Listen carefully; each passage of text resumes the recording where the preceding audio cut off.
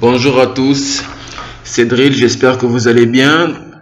Voilà, je me présente aujourd'hui devant vous pour vous faire part de mon avis sur le film sorti le 2 août 2016 en France, Suicide Squad. Donc voilà, je vais vous faire une petite présentation du film. Il a été réalisé par David Ayer. Donc le film Suicide Squad est composé de 6 super vilains. Donc nous pouvons noter Deathshot, Harley Quinn, El Diablo, Captain Boomerang, Killer Croc, Slipknot, je sais pas, et Katana.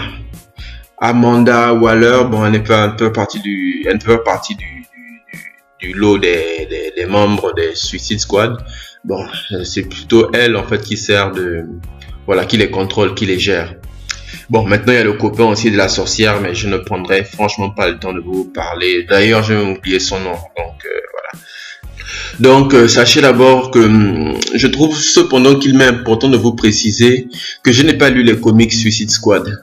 Je fais partie de ceux-là qui n'ont découvert cette œuvre qu'à travers le film sorti récemment. Donc, mon avis et mes réactions ne porteront que sur cet unique film. Donc, sachez que lors de mon intervention, je débuterai d'abord par des réactions aux critiques des autres youtubeurs. Ensuite, je vous donnerai mon avis. Et enfin, je vous ferai part d'une petite incohérence suivie d'une question que je vous poserai.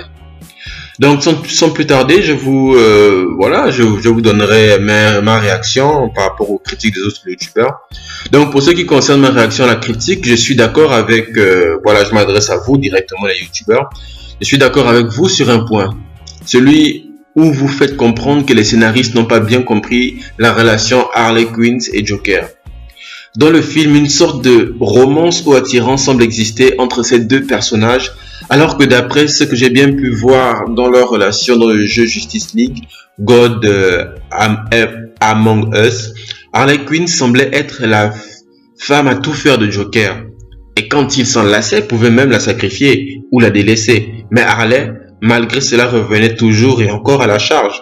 C'est plus ce genre de relation qui existait entre les deux personnages. Mais dans le film, on a plutôt l'impression que le Joker même semble attaché à Harley Quinn. Et c'est franchement, c'est pas cohérent, c'est pas bien. Donc, je suis également d'accord avec vous, les youtubeurs, sur le mauvais traitement de Joker. C'est vrai qu'à la base, ce personnage est censé inspirer la terreur et le sadisme personnifié. C'est quand même l'ennemi juré de Batman. Mais là, franchement, c'est vrai, l'acteur paraît fou dingue et tout, mais franchement, il n'est pas effrayant du tout. Je dirais même que la scène où le rêve de Harley, il y a une scène où Harley fait un rêve où il est père de 2 enfants. Donc voilà, cette image lui convient parfaitement mieux que celui de psychopathe pervers, selon moi. Donc voilà. Et le personnage du Joker dans ce film est une arnaque. Dans les trailers, on ne montrait quasiment que ce personnage. Mais en fait, il n'apparaît dans le film que dans les flashbacks de Harley et pour des courtes apparitions. Donc voilà encore un deuxième point que je voulais souligner et un troisième point.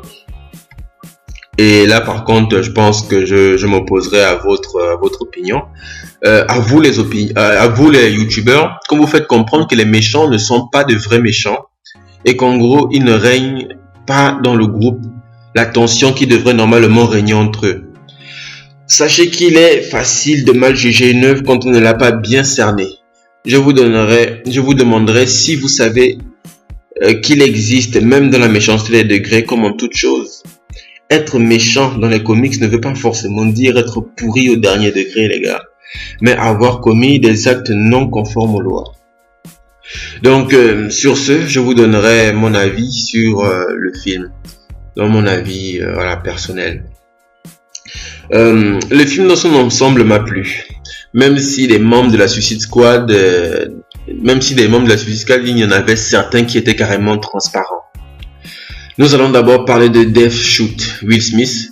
Je n'ai rien contre le fait que ce soit Will Smith déjà qui tienne ce rôle, parce que je vous rappelle au passage que c'est avec lui que je découvre le personnage de Deathshot. Je trouve que ce personnage a les raisons d'œuvrer au final pour la paix dans le monde. Pour ceux qui trouvent révoltant le rapide changement de stade de vilain à presque héros des membres de la Suicide Squad, rappelons qu'à la base, Deathstroke ne s'en prenait qu'aux malfrats, et ce dans l'unique but d'avoir assez de ressources pour s'occuper de sa fille. Mais compte tenu du fait que ses actions étaient clandestines, donc pas rattaché issu des juridictions, il est donc d'office un hors-la-loi. Donc un hors-la-loi, c'est celui qui commet des actes qui ne sont pas, en fait, on va dire conformes aux lois, aux juridictions, mais ces actes bien qu'étant en majorité mauvaises, peuvent être également bonnes. Vous voyez? Donc voilà. Maintenant passons au personnage d'Harley Quinn. Harley Quinn a aussi, par contre, été bien traité dans le film.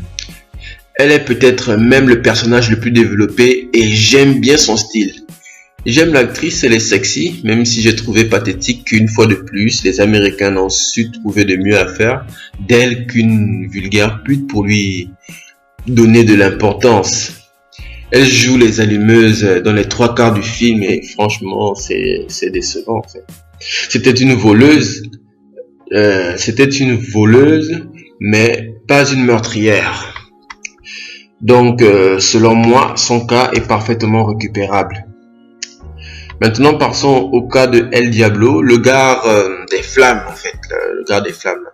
El Diablo aussi était tiraillé et traumatisé par les effets dévastateurs que pouvaient avoir ses pouvoirs. Il a tué sa famille par accident, mais il regrette. Donc, si on ne prend pas en compte son instabilité émotionnelle, il n'est pas un méchant en soi, mais un hors-la-loi pour son crime et la menace imminente qu'il représente au vu de la nature de son pouvoir. Donc, pour ces 3 cas, vous voyez que voilà, ces 3 personnages ne sont pas des meurtriers sanglants en tant que tels comme Joker. D'ailleurs, on n'a pas fait la proposition de rejoindre la Suicide Squad à Joker. C'est qu'il y a bien des raisons à cela. Bon, maintenant, c'est vrai qu'il y a des personnages qui ne servaient à rien comme Captain Boomerang.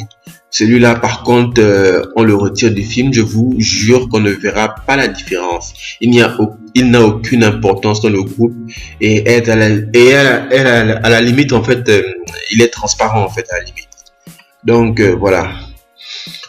Pour ce qui concerne maintenant les autres personnages, c'est vrai qu'en dehors du visage, le corps de Killer Croc, l'espèce de l'homme lézard là, en dehors de son visage, le corps était raté. Je voyais clairement le maquillage lors de la scène finale avec Deathstroke quand il lance la bombe en direction du portail de la sorcière. Mais malheureusement, lui, comme Capitaine Boomerang et Katana servent de persos random, ils sont là juste pour faire grossir le groupe. Et c'est dommage, parce que j'aime bien le style de Katana, du personnage de Katana.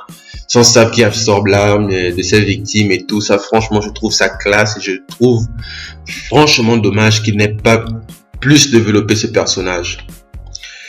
Amanda Waller a fait son taf. Elle a fait une excellente Nick Fury version féminine. Même si, perso, je l'ai trouvé relou à la fin avec son histoire avec sa télécommande, son éternelle télécommande. Elle fait la fière, mais sans cela, on la bouffe tout cru. Donc, voilà. Bon, je n'ai rien à dire de particulier sur la sorcière. C'était une sorcière avec des pouvoirs, tout ce qu'il y avait de classique, hein, donc, à la sorcière, quoi. Donc, disparition, se volatiliser, peut-être se téléporter, absorption, possession des corps et tout. Donc c'est une sorcière random, une sorcière quoi, bon, dans son sens, bon, enfin à son titre de sorcière ça va. Avec son frère un peu en style de destructeur dans Thor, ça va, j'ai rien d'autre à dire. On a vu mieux, ils sont pas pires mais on a vu mieux. Donc voilà.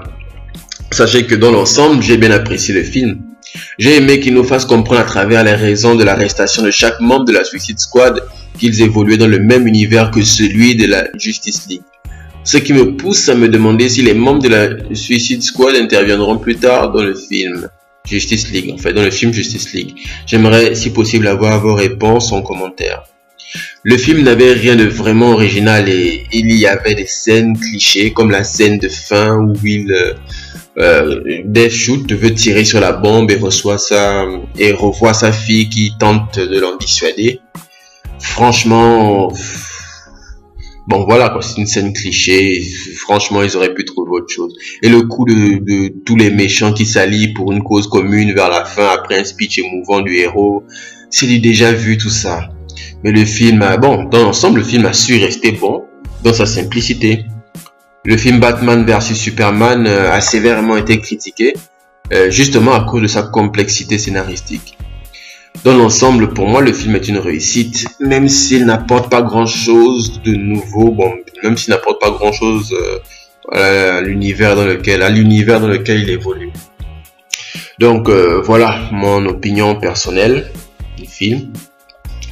Bon, maintenant, pour ce qui concerne, voilà, j'ai bien noté une petite incohérence. Vous allez également réagir sur les commentaires, me faire comprendre en fait si vous êtes de mon avis ou pas. En fait, on est bien d'accord que les membres de la Suicide Squad sont des méchants, n'est-ce pas? Et que les scénaristes se sont battus comme de beaux diables pour nous montrer que les super-héros tels que Flash et Batman, au moins, c'était en activité. Mais dans ce cas, pourquoi Amanda n'a-t-elle pas fait appel à ces héros plutôt qu'à une bande de criminels apparemment instables lors d'une attaque massive de la sorcière? Bon, maintenant ma petite réponse, je me dirais, serait-ce parce que Batman n'opère qu'à Gotham et Flash dans sa ville et que le drame avec la sorcière s'étant déroulé hors de leur zone d'intervention, qu'ils n'ont pas jugé nécessaire d'intervenir? S'ils ont été au courant de cela et n'ont pas jugé nécessaire de bouger le petit doigt, par les motifs que je viens de vous citer, alors excusez-moi, mais quel bande d'enfoirés. Bref, j'attendrai vos réponses en commentaire une fois que vous aurez suivi le film. Donc, me voilà au terme de ma vidéo. J'espère qu'elle vous a plu. Si elle vous a plu, abonnez-vous à ma chaîne, lâchez un like pour me faire comprendre si vous avez aimé la vidéo. Donc, voilà. Sur ce, je vous souhaite de passer une excellente journée.